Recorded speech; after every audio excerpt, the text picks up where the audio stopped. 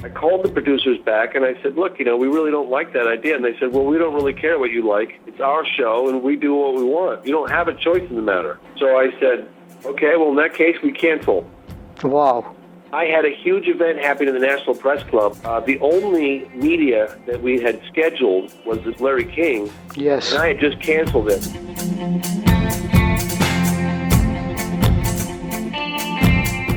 I hired a private detective to find Kenju Terauchi in Japan. And it was very expensive. It was very risky. And so I called. I believe it was his wife had picked up. I spoke a little Japanese, introduced myself, and all she said was, he no talk about an incident.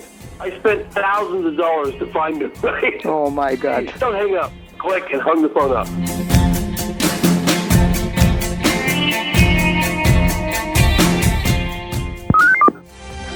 Monday, former high-level government employees, military officials, and pilots from all over the world will come together. They'll discuss their own UFO sightings and encounters, and they'll do it at the National Press Club in the nation's capital. This is when we first saw the UFO. This is when the pilot saw the UFO. This is when the military guy saw the UFO. Performing speeds and maneuvers significantly in excess of anything that they'd seen military jet aircraft perform. Physical traces on the ground from the craft were confirmed by the local police. James Fox helped organize today's UFO-related event in Washington. He directed the film Out of the Blue. The official position from the Air Force is that they terminated Project Blue Book in 1969, and there have been no official investigations since then. We have not been hiding anything. They are simply following orders. Don't rock the boat. Play it down. Cool it. Ma'am, I have no reason to believe that they're real. Thousands of witnesses now, which can confirm that indeed this so activities which cannot be related to terrestrial activities. It's not going to be, as I say, disclosure with a big D. Right. It's going to be disclosure with a small d. If the government's announced, well, the unidentified objects are real, people would panic? I cannot say yes, but I cannot say no. Why do you think the Air Force doesn't want this out? I wish they would. If the Air Force is listening tonight, why don't you tell us the truth? There are people who said they saw things, and whenever that happens, they deserve at least an investigation, it seems to me. Welcome to UFO Radio International, investigative podcast show about UFO phenomena. And here is your host, Giuliano Marinkovic. What you have just heard is the trailer from the documentary I Know What I Saw that was released in 2009 and that was produced and created by James Fox, American filmmaker who is covering the topic of the UFO phenomena from middle of 1990s. Documentary I Know What I Saw is based on the conference in the National Press Club in Washington that happened on November 12, 2007, and it is the exact date 10 years ago, so today is 10-year anniversary in 2017 of that conference. Investigative journalist Leslie Kane and filmmaker James Fox organized this very important conference where military experts and witnesses from France, England, Belgium, Iran, Chile, Peru, and United States have presented aeronautical and military incidents with UFOs. Personally, myself, I used James Fox conference in my investigative work with pilots and military officers.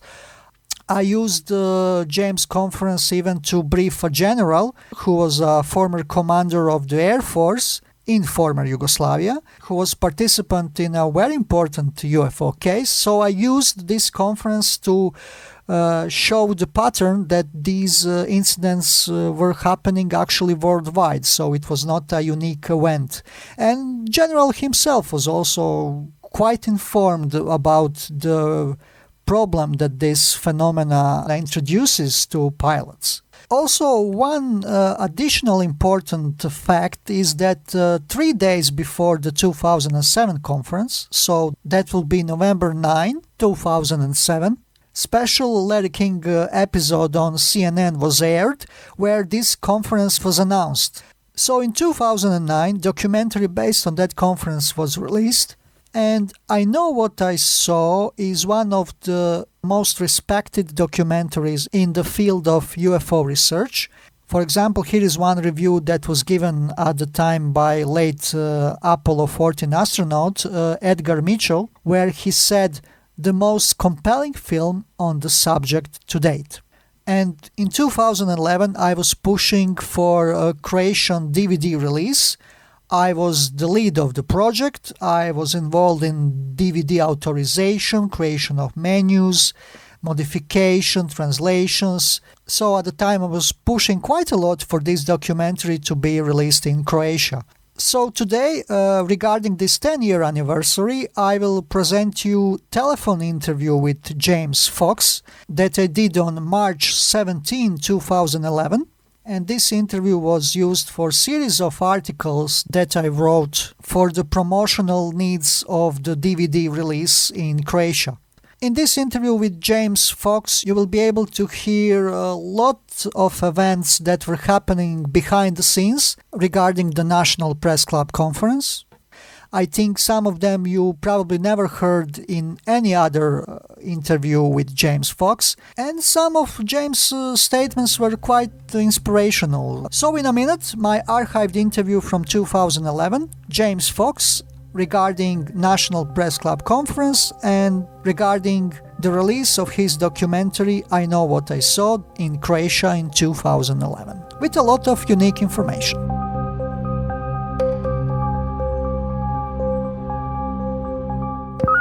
Pilots, investigators, scientists, and researchers from 7 different countries gathered in Washington to discuss their shared experiences about UFOs. 14 people participated in this conference, including a former governor of Arizona, Fife Symington, who said he saw a UFO above southern Arizona in 1997.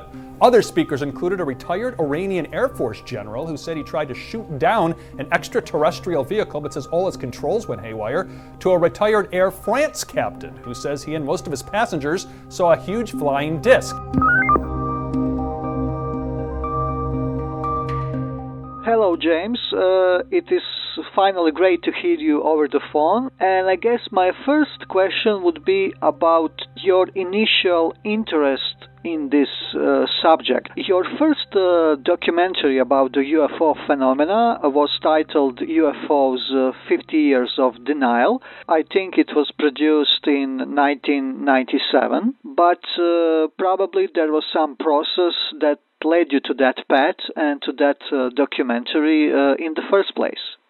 Yes, I had a sighting when I was traveling in Nevada with 5 other people. I was 25 years old, and I always carried a video camera with me. So when I remember we were driving along. We were about 120 miles northwest of Las Vegas, which is right near that sort of secret military base, Area 51. And I never had really an interest in UFOs. As a matter of fact, prior to that event, if someone had mentioned to me that they were interested in UFOs, I would immediately dismiss them as a crackpot. So when I had this sighting, I remember someone in the car had pointed it out. Hey, what's that light? I was expecting to see, sort of a helicopter or have a very quick explanation for it, but wasn't able to do that. And I remember stopping the car. It was dusk, and getting my video camera and thinking, I've got to get this on videotape. Well, I'm trying to climb out of the car, and everyone inside the car was so scared because it was quite close, and the flight characteristics were so unlike anything we'd ever seen before. It was a little scary. And I remember trying to get out of the car so I can get a better vantage point on the roof and film it. And my girlfriend at the time was trying to pull me back in the car because she was worried for me. So there's this whole little struggle happening as I'm trying to get out of the car and get a good shot of this thing. And and we got footage of it. I managed to get some footage of it. Of course, it's night. It's pretty much nighttime, and there are no points of reference, and it was very difficult to differentiate the movement of the camera from the movement of the object. but nevertheless, it was still a very unusual object in the sky that sort of danced around.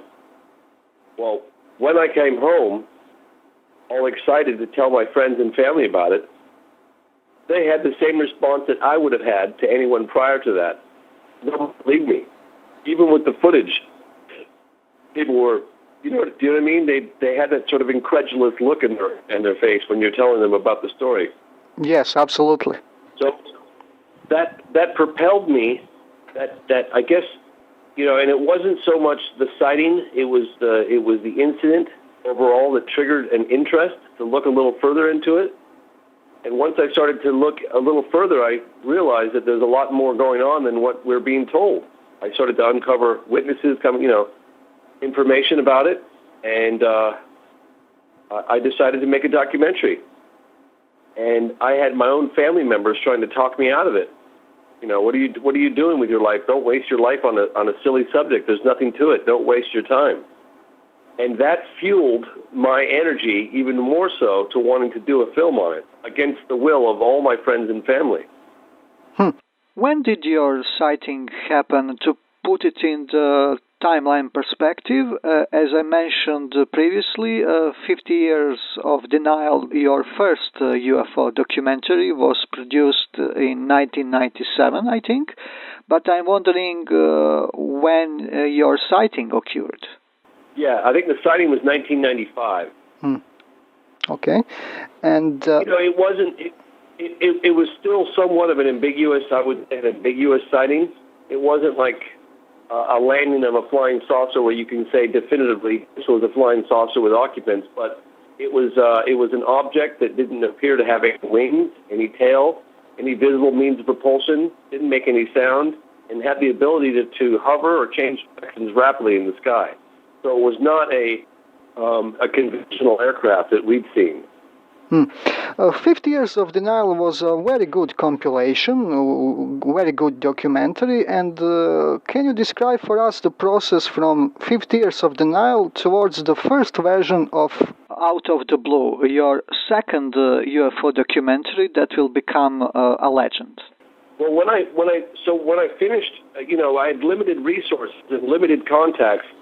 And what people don't understand in this field, it's very difficult actually to get people to go on camera, because for the most part, the media treats these people sort of tongue-in-cheek. They ridicule it, and people are reluctant to come forward. So it's not like you're having people knocking down your door to give interviews about UFOs.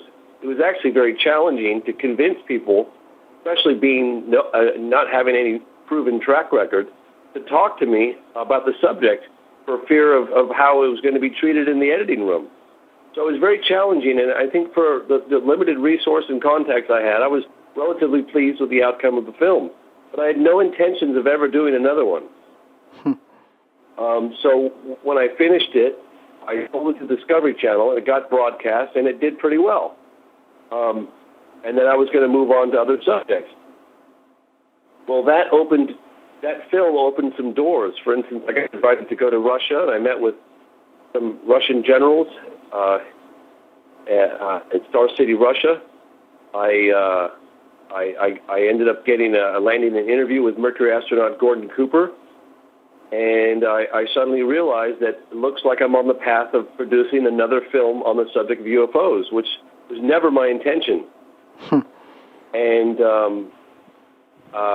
eventually I got an interview with Apollo 14 astronaut Edgar Mitchell, and I had Mercury astronaut Gordon Cooper, and I had some Pavel Popovich in Russia, and we spent another several years, because Out of the Blue wasn't released until 2003, so it took me probably 4 years to make. And of course, once I finished Out of the Blue, I was really done making UFO documentary. If anyone thinks you're getting rich making documentaries on UFOs, you're going to have to tell them to think again, because it was extremely difficult.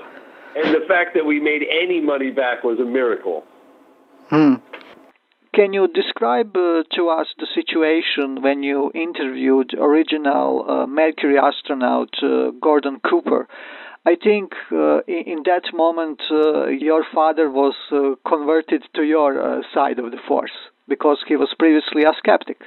Well, Gordon Cooper was an iconic figure in his generation. And so when my dad found out that I'd got an interview with him, he said, I really want to come. And my father was a mainstream journalist. He wrote from everything from Playboy to Rolling Stone to Car and Driver magazine. And he suddenly expressed a serious interest in coming with me. So I brought my father to the interview, and that was it for him. When he met Gordon Cooper, and they talked about the film footage of the object that landed at Edwards Air Force Base in the early 50s.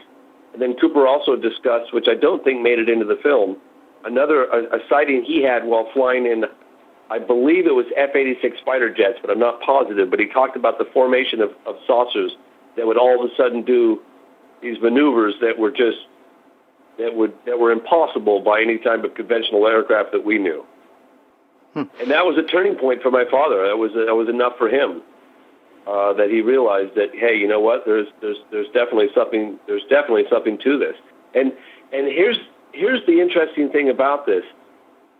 You talk to anyone, whether they believe in UFOs or don't believe in UFOs, they will all pretty much categorically agree that if it were true, in other words, if Earth was being visited by, or if there were structured craft of unknown origin, whizzing around in our airspace with impunity, as the reports would lead one to believe, it would be the most significant story of our time. So once you're convinced that that's happening, it's a very difficult story to walk away from, because you know the importance of it. Absolutely. And I think this great moment with your father is also incorporated in documentary I Know What I Saw. We can hear a short exchange between two of them, right? Yes, you can, yes. Yeah, Out of the Blue was a great documentary.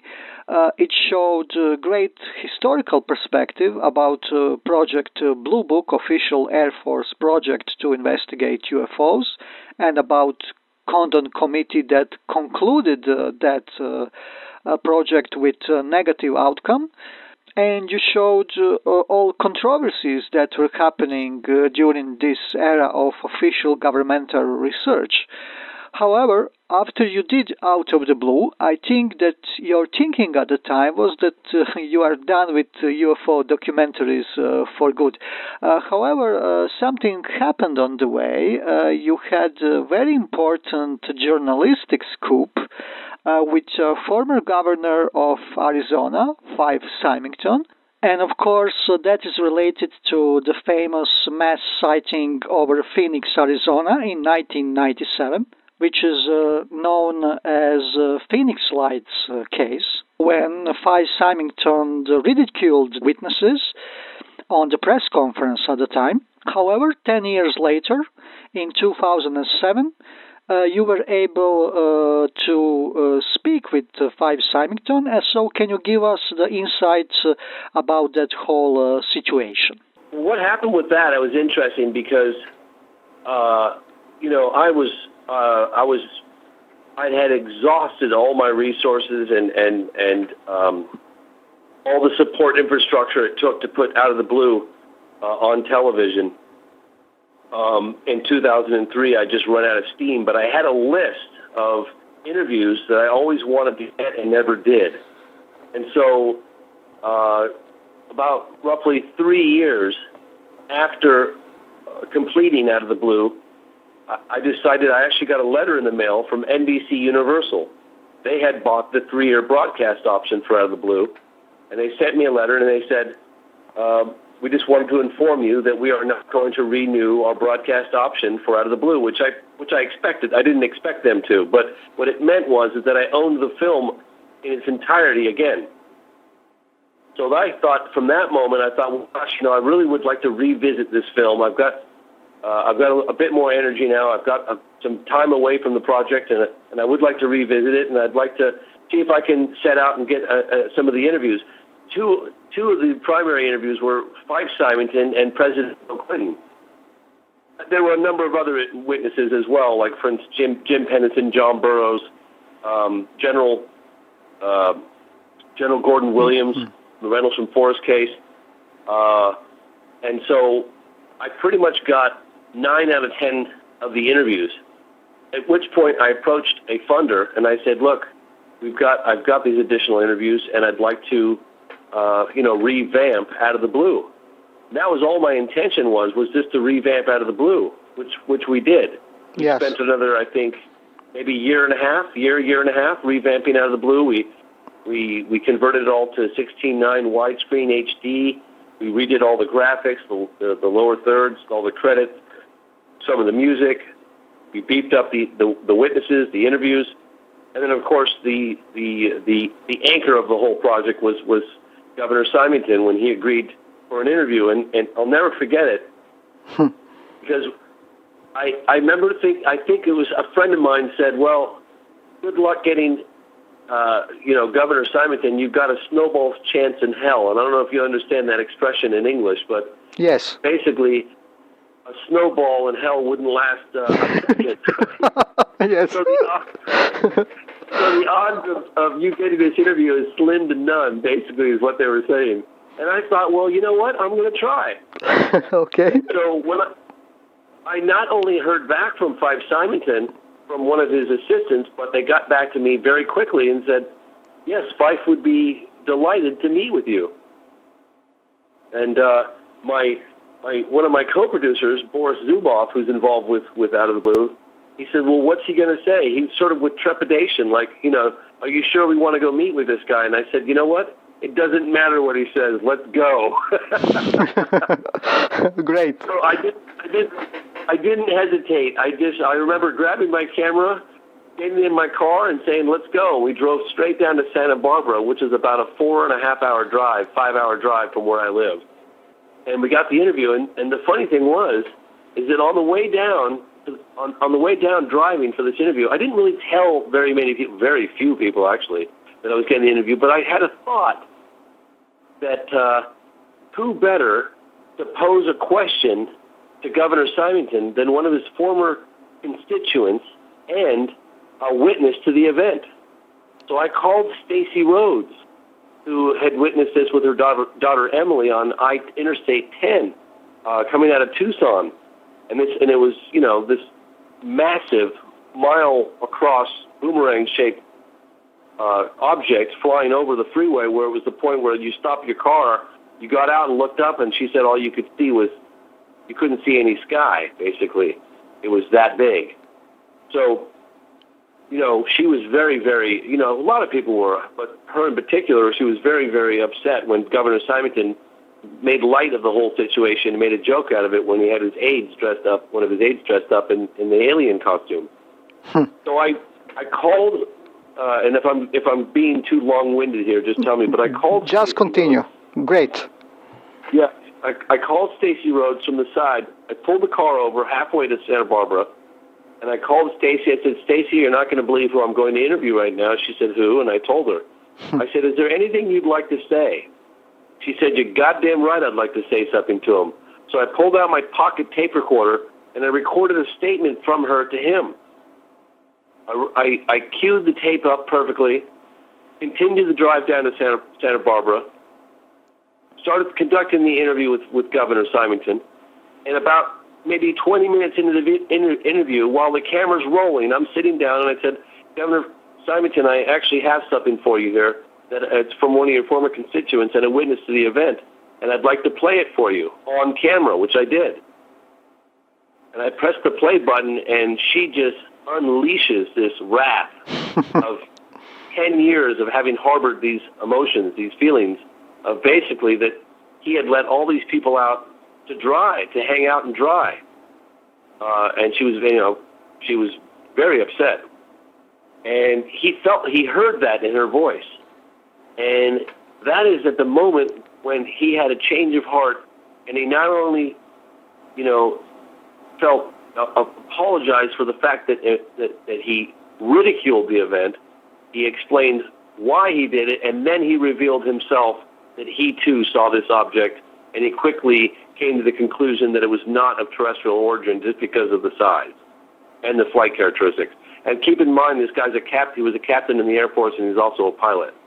So I knew we were sitting on it was a very exciting moment. I knew we were sitting on a big story, but I didn't realize just how big it was. Yes, it was a complete shock, and I do remember that you gave the story to Leslie Kane, and the story made it to the wires. I do remember exclusive coast-to-coast interview with you and Fife Symington at the time. And there was also one TV report for CNN. So it was a completely new perspective about Phoenix Lights case. So I guess your plans for the second version of Out of the Blue documentary, revamped version, started to materialize. However, what was the point for you when you decided to take a step from second version of the Out of the Blue documentary, 5-year anniversary version, towards the completely new documentary called I Know What I Saw? Yeah, well, the thing is that I still at that point had no intentions of doing I Know What I Saw. In fact, in retrospect, I remember at the time thinking that perhaps we should release the contents of this interview when re-released Out of the Blue, which probably might have been a good idea. But the 10-year anniversary was coming up March, of 2007, and the film wasn't done, nor was it ready. So Leslie approached me on it, and she said, "Well, do you mind if I write a little article about it?" So I thought, well, it might be a little premature, but sure, yes. Well, let me tell you, when that story hit, it was very, very, very intense. I mean, we were bombarded with media requests and interviews, which was great, but the problem is we didn't have a film. It would have been great had we synchronized it with the completion of the film and then, released the film and then done it that way, but we didn't. But anyway, it is what it is. But of course, there was lots of media coverage around it, and then after, and Fife was very selective. He always would consult with me on what he should or should not do. He was amazing that way. And so we limited at the time how much media coverage we did. And we finished up, I don't know how much longer it took, a few months. We finished up Out of the Blue, and we started shopping it around. We had a lot of coverage on it. We had a lot of attention, and we had a pretty big agent at this point pick up the film, and they said, well, we think it's a great movie, but we think that, if you change a couple of aspects, it could be potentially quite big. And at that point, I was kind of at the end of my rope. I mean, I'd already spent another year and a half on Out of the Blue, and I was out of resources, and, the last thing I wanted to do, and my partners were done. They said, we're done. We're not putting another hour into this film. So long story short, I ended up having to buy my partners out, borrow money, buy my partners out. And what I did was I opted to, I sold the rights to a new investor for more than what I had to pay my partners to buy them out. And then I took that money and I decided that I'm going to do this event at the National Press Club because I wanted to take advantage of the media's interest in the subject at the time, and I figured I have to keep going with this. And that's when I called up Leslie and I said, Leslie, I want to do this event at the National Press Club, and everyone was interested, but cautious. And I said, and she said, well, let's think about it. And I said, no, let's not think about it. Let's do it. And I picked a date, and I locked in the National Press Club. I had the money. I had some interest with the media, and that was it. And Leslie jumped on board, and it was full tilt boogie because we didn't have a lot of time to put that event together. And then what I did was, as I documented the entire National Press Club event, which was a huge, it was very, very, lots of risk and lots of, there were so many variables, there were so many little hiccups that went along that were thrown in our path. But we prevailed and we succeeded and we did it. We pulled it off. And now I had all this footage that I was going to incorporate into Out of the Blue. And when I tried to do that, I realized it just wasn't going to work, and then I had to make a new film. And that was the birth of I Know What I Saw. It started off as being called Beyond the Blue. absolutely amazing. And I think that the National Press Club conference from November 12th, 2007, really has historical importance because people can use it today for different references, for example, for university theses, because we had there military witnesses and pilots who on the stage gave statements on the record. Absolutely.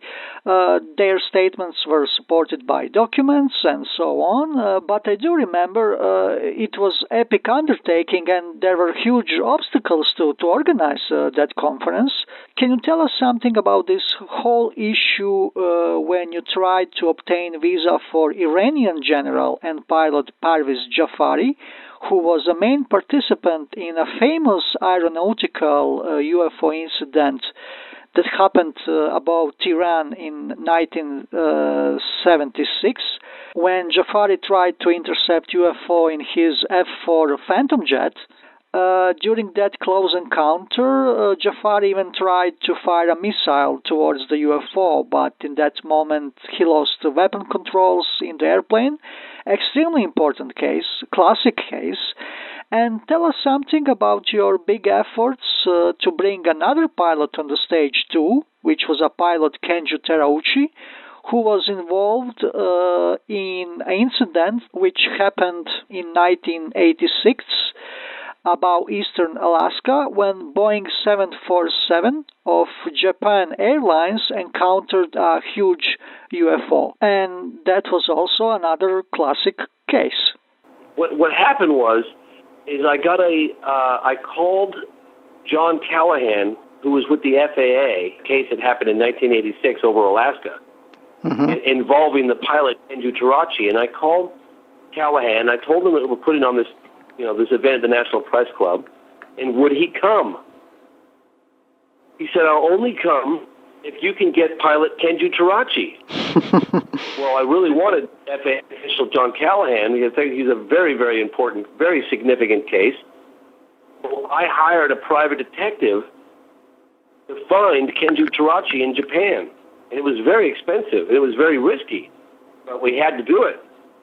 So when I found, I'm fast forwarding several weeks here. When I got Kenju Terauchi's telephone number, I learned just enough Japanese so I could introduce myself and ask for him.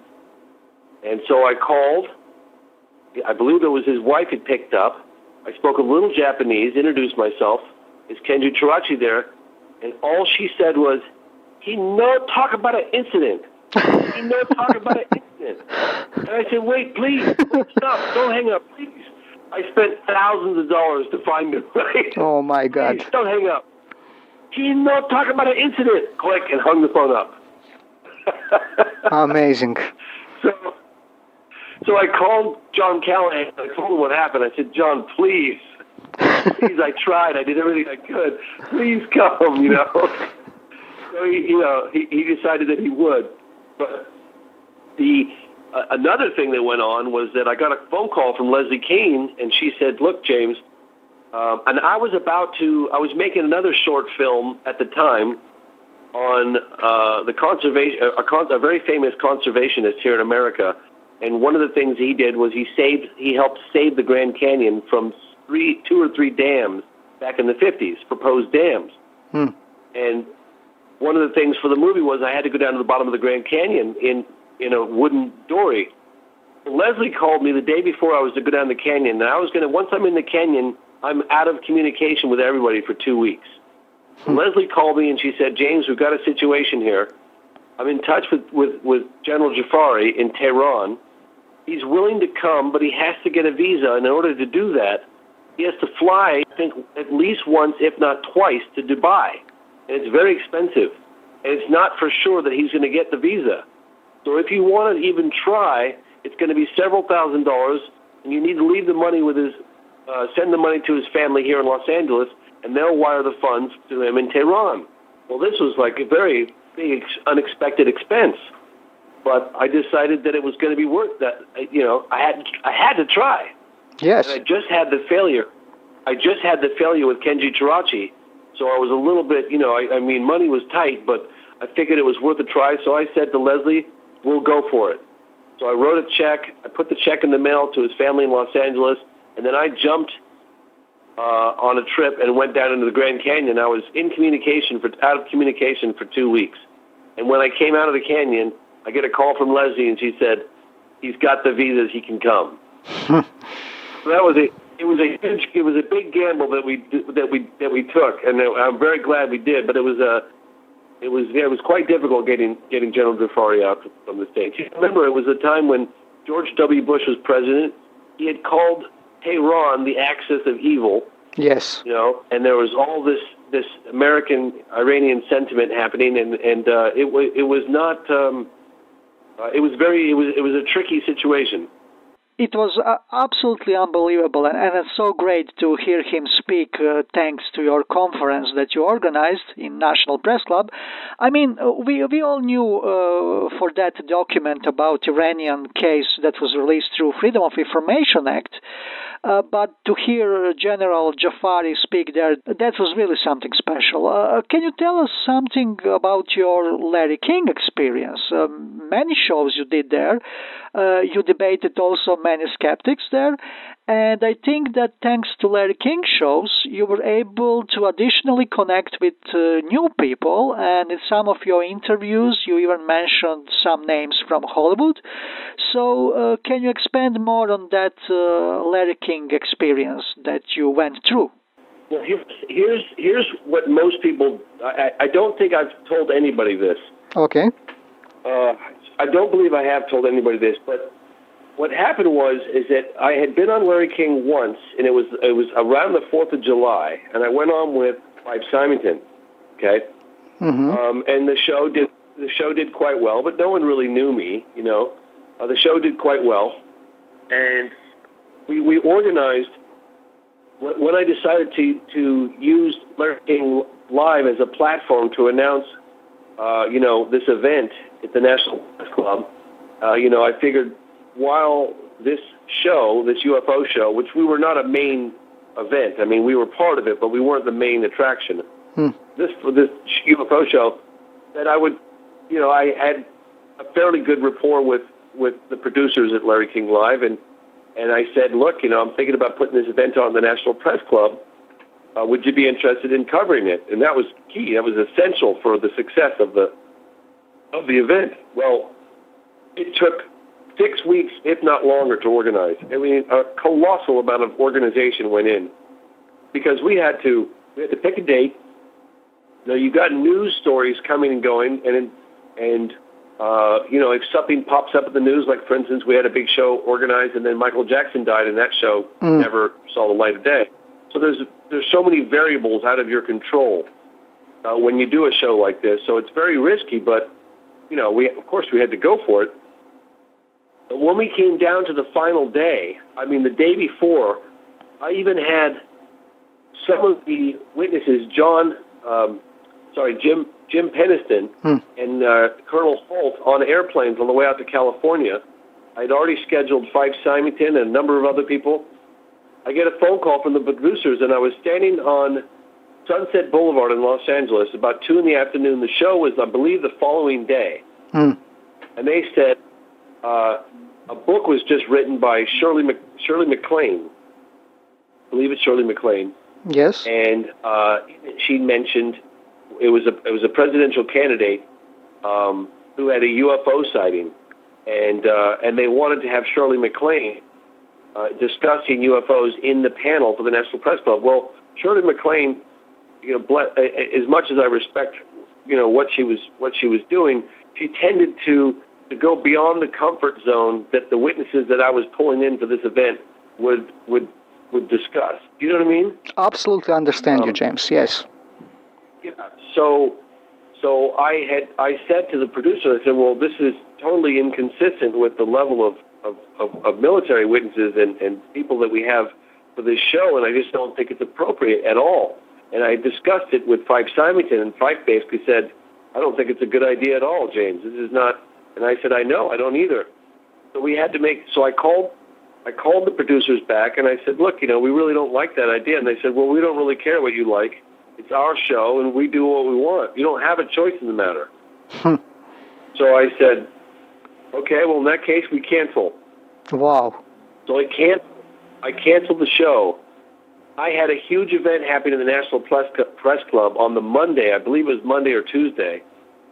The only media that we had scheduled was with Larry King. Yes. And I had just canceled it because I was not prepared to introduce, someone of her stature, or a character of her nature, in with all these military witnesses. It was a very serious event that we're doing, and so I canceled. Wow. And it was a very difficult decision to make, and I was devastated, but I felt it was something I had to do to maintain the integrity of the panel, and so I canceled. And I'm sitting there. I'll never forget it. I was sitting there on Sunset Boulevard, and I was pretty much crying on the side of the road, just going, I can't believe I just put everything on the line, and I didn't think about what I was going to do for a contingency plan vis-a-vis the media for this big event. I'm spending all this money, borrowed. Most of it is borrowed. All these people are flying in from all around the world, and it's probably going to be an empty room. This is devastating. I mean, it was obviously nightmares. And about 3 hours later, Larry King producers called me, and they said, okay, will you reconsider? How about this? How about if we just have her on in one or two segments, totally disassociate her from your panel? Will you guys do that? And I said, yes, we'll do that. So we proceeded with the show. But now what it did was, which I found out later from one of the other producers, they said that nobody had ever it was so rare that anyone of my stature, because I'm a nobody, had basically told CNN, no thank you, and walk away from a huge show. It's millions of dollars in advertising, right? Yes, wow. So right there, apparently, I didn't realize this, but I had earned the respect of CNN, a lot of the producers, because they're like, wow, this guy's willing to maintain the integrity of his panelists. He's canceling. Nobody cancels on us like that, especially a nobody. So what it did was it really gave us a good standing with the people of Larry King. And so that's when the relationship and the trust level really began over there. And that's what enabled us to do. I mean, we fought. It wasn't exactly the show that we wanted in 2007, but it was damn close. We put on a really good Larry King show. We had some of the most credible witnesses in the world. We had people satellite fed in from all around. And, it was great. But that's what it took to do it. That was the best Larry King show ever. And you are right, I do remember the section with Shirley MacLaine was separated from the section of your panel with your witnesses. Yep. Well, we insisted on that. Great, James. Thank you so much for these details. It was very interesting to hear them, and I think also from historical perspective. Since we are already talking about CNN, tell us something about the internal private screening of your documentary, I Know What I Saw, that was shown to CNN workers. How that whole idea happened, how you were able to do it, and where it happened. I did it in Rancho Santa Fe, in the headquarters for the executive producer of Larry King Live Show. Her name is Wendy Walker. I did it at her house at Rancho Santa Fe in San Diego, California. And she had invited most of the producers for the Larry King Show were there that night, obviously including herself. She put on a huge catered event, and we screened a rough-cut version of I Know What I Saw. And I remember sitting out on the veranda, and they had this big flat-screen TV out, but it was outside under a veranda, so it was protected, but it was outside. We were eating outside. There was probably maybe 25 or 30 of us, something like that. And I remember looking around, and obviously I'd seen the film, so I didn't really care about watching the film again, but I looked at people's expressions while watching the film. And, it's very difficult, I think even a skeptic would admit to this, it's very difficult to categorically dismiss the level of credibility in witnesses in that film. And so you think about the implications of what they were looking at, like, my God, this could potentially be one of the biggest stories ever, and it's not being taken seriously enough, Yes. But, and I've had conversations with Larry King about it. I was at his house just a few months ago, and I pulled him aside and I said, Larry, what about this? And it's a tricky situation, I think, for people of that caliber, because on the one hand, he recognizes, but it's almost a taboo subject. Even today, it's still a little taboo. But he did say to me just the other day, he took a photograph with me with my movie, and we talked about it, and he said, it's very, very compelling, and he said if it were true, it would be the most significant discovery. But I want to see something a little more significant vis-a-vis evidence. I want an object to hover over New York City and be on multiple, irrefutable is what I'm trying to say. Yes. And we haven't quite, we haven't quite had it. Like, all it would take would be for an object to fly over a Super Bowl or the World Series and hover there for a few minutes with all the cameras and all the witnesses, and then it's a done deal. But you have to ask yourself, why hasn't that happened? So whoever is flying these things, obviously piloting these things, doesn't, is not letting that happen. But it's then you have the event that happened over Phoenix. That was pretty blatant, but, Yes. It wouldn't. That's all it would take, right? I mean, New Year's Eve over New York City, or one of the big ball games, or Absolutely. Haven't done that yet. Absolutely. Can you tell us something about Steven Spielberg's letter? I know that Larry King was somehow involved in that story, but can you describe for us the complete process? I think you got a letter through him or something like that.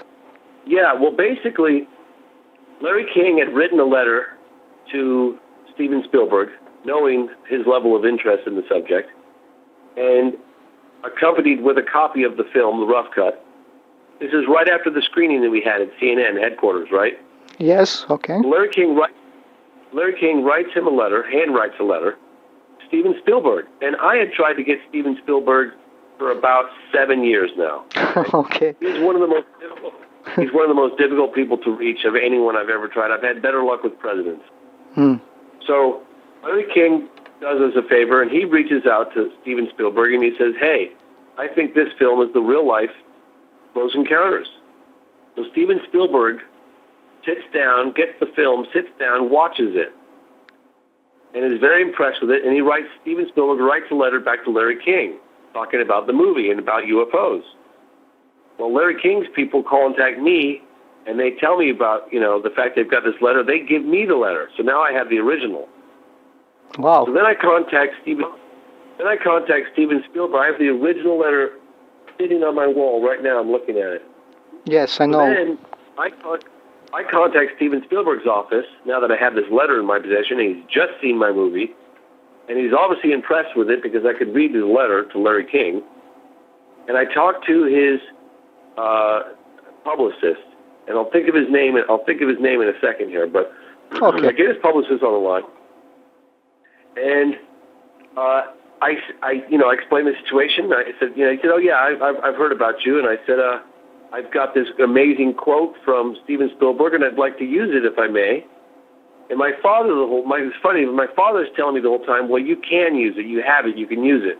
I said, no, Dad, I need to get permission. He's like, well, you've got it, you've got it in writing, you can use it. I'm like, no, I need to, So I contacted his publicist, and I said, Marvin Levy is his name. And I said, hey, I've got this quote, I've got this letter, I already have it. I don't need a quote from him. I already have my quote. I just want to see if it's okay with Steven Spielberg. He said, okay, well, wow. He said, you actually got him to, he's watched the movie and he's written a letter. He goes, this never happens. This is very rare. He doesn't usually give quotes, but the fact you've already got one, we'll give it a try. Yes. And Steven Spielberg said, no, not at this time.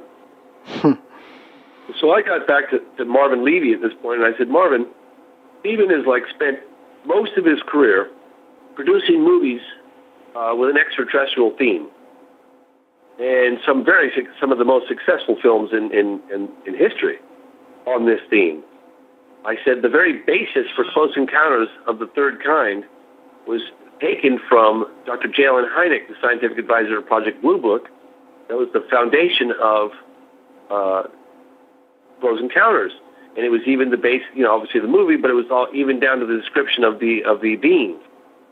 And, and he's very prominently featured in my film. He's obviously an advocate for disclosure or transparency, government transparency on this. He's written a letter. He's got the interest. There's so many parallels here. Why won't he come forward with this?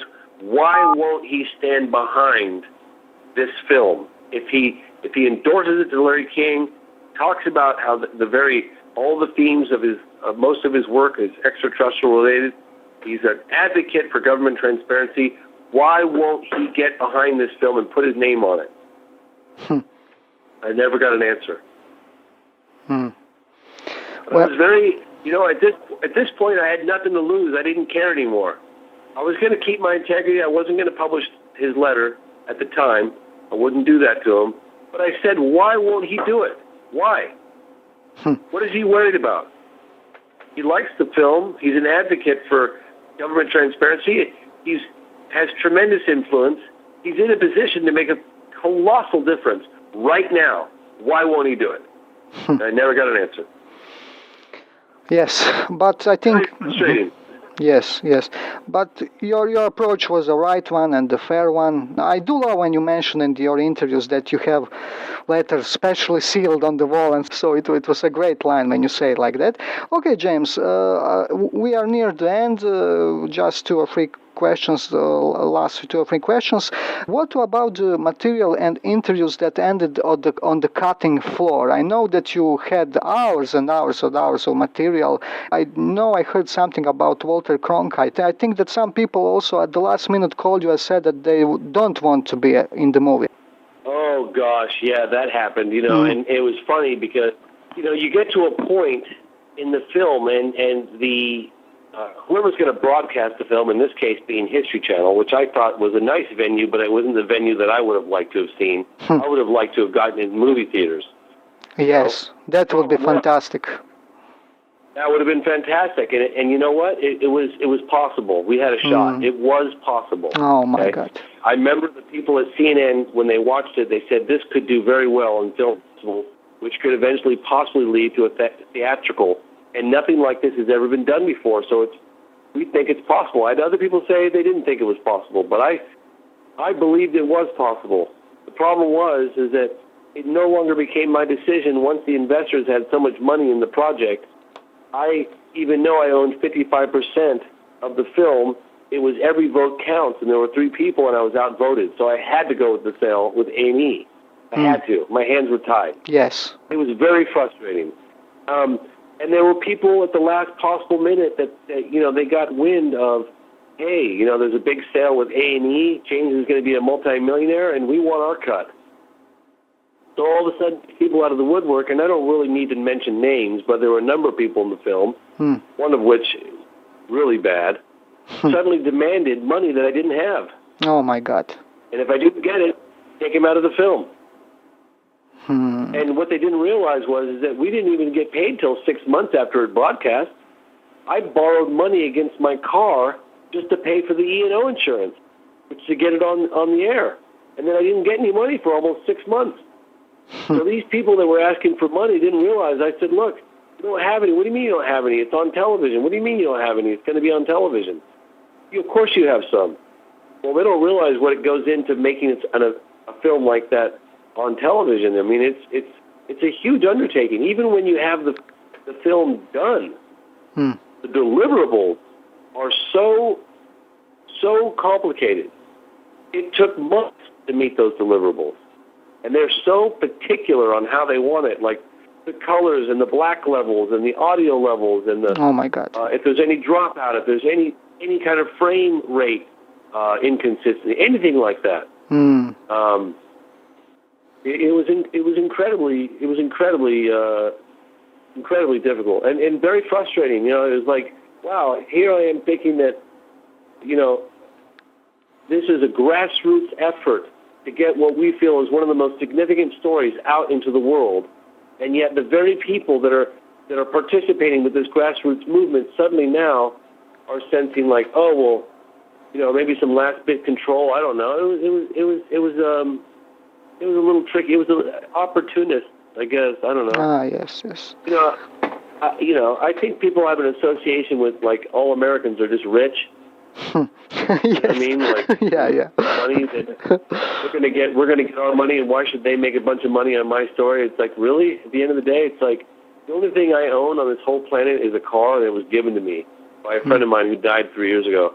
I don't have any savings. I don't own a house.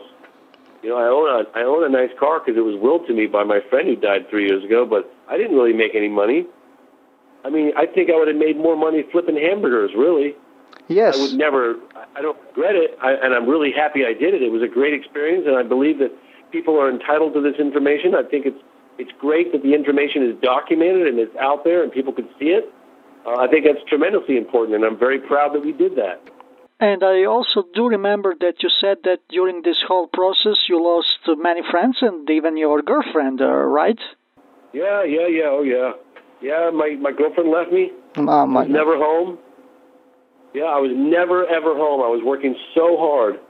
And she said, all you care about is this movie. You don't care about, us. And I said, well, don't you want, I got to get this thing done. What am I going to do, And she ended up, oh, yeah, it was, look, I'm not saying it was a traumatic experience or anything, but it was very challenging. And it came with a price tag, to do something like that. I mean, I was emotionally and physically absolutely exhausted when this thing went on the air. I mean, it was so much stress. When I started the film project, I had a couple gray hairs. When I finished it, I had a bunch of gray.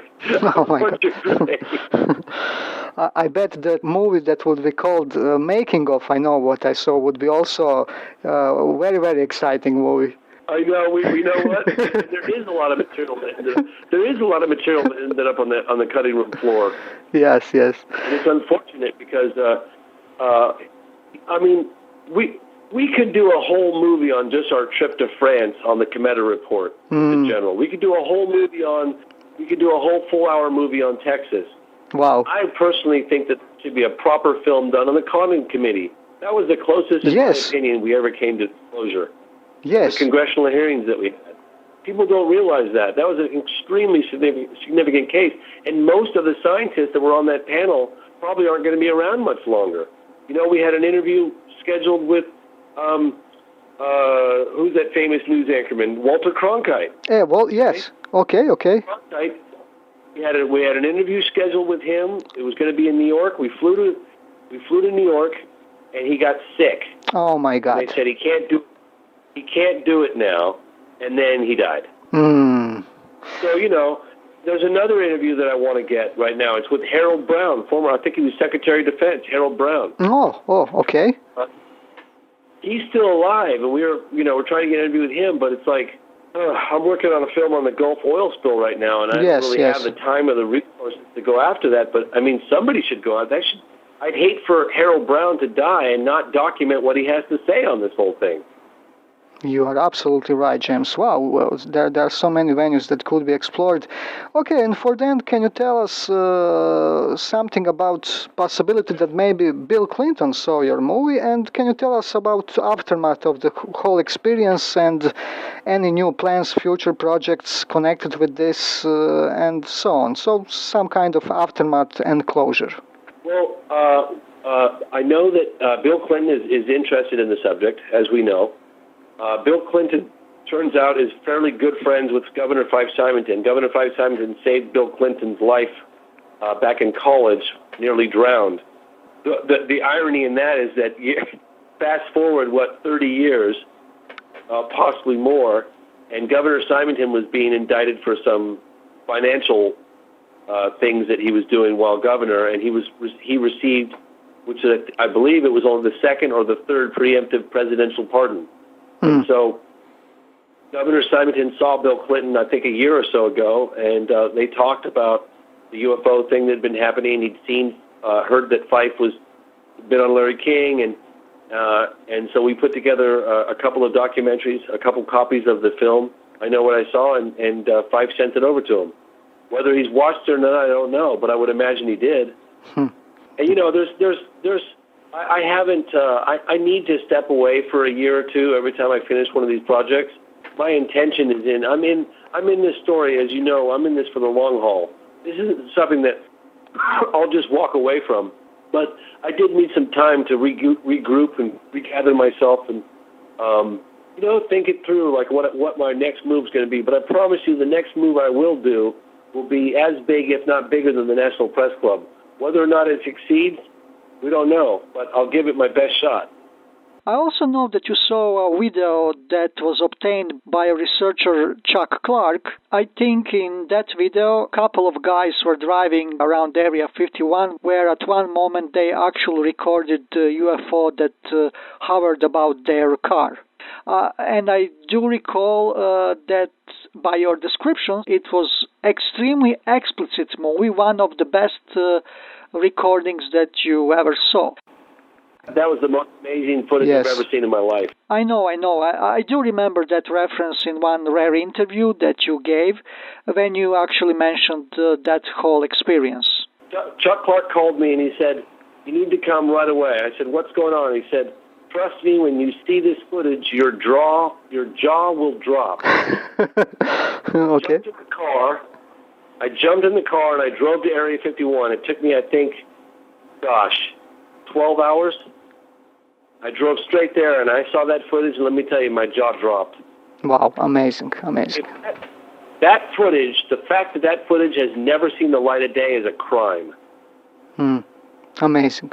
Unbelievable. I tried everything. I tried buying that footage I tried raising $10,000. I raised $10,000 to get that footage. And the guy, it not happening. The guy finally said to me, "I'll never speak to you again if you bring this up one more time." I tried to get that footage out to the public. I tried. I really did. Wow. And I just recalled another question, James. Is it true that during the National Press Club conference there were representatives of Department of Defense or some three-letter agency who were recording the conference for themselves from the special section inside of the press room? Yep. Yes. Yep. Okay. What's funny about it is that when it was happening, there's a lot of commotion. There's a second level to the press club. There's a second level. Okay. And I remember looking up and I see this guy in a suit. He looks like he doesn't want to talk to anybody. He's by himself. But he's standing there like kind of filming, like a little camera, little one. He's kind of filming the whole thing. I'm thinking, I wonder who that is. I didn't think about it at the time. But then I talked to all the other military witnesses that were there, and they said, yeah, the DIA was here, and I believe the CIA was there, but it was the DIA or the NSA. NSA and DIA were definitely there at the National Press Club. I have my own source that revealed that to me at the time. And the fact itself that they were recording a conference for themselves, that's even a bigger story hidden somewhere in there. Right? Yeah. Thank you so much, James. It was such a fantastic experience to speak with you directly at last. The last thing I want you to mention. Okay.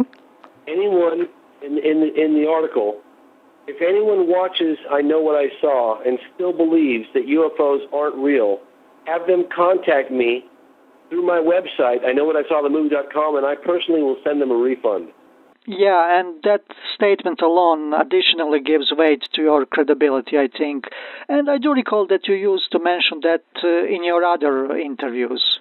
Something quickly regarding your very important associate, investigative journalist Leslie Kane. She was, of course, involved in your National Press Club conference, as we already mentioned. By the way, I was able to archive her interviews during her media campaign of her book, UFOs, Generals, Pilots, and Government Officials Go on the Record. And she also has a new documentary now featured on the History Channel. Yeah, she's been really going. I think it's great. I'm very, very happy for her. Great, James. Great. Thank you so much for all these details and also for some facts that were not so very much known. It was really some exclusive information there, especially this with Shirley MacLaine. It was really exciting for me to hear. Oh, I'm so glad. Well, listen, I can't thank you enough for all of your help, and thank you again for everything you do. No problem, James. We will be in touch. Thank you so much, and have a nice day, James. You too. Bye-bye. Okay, bye.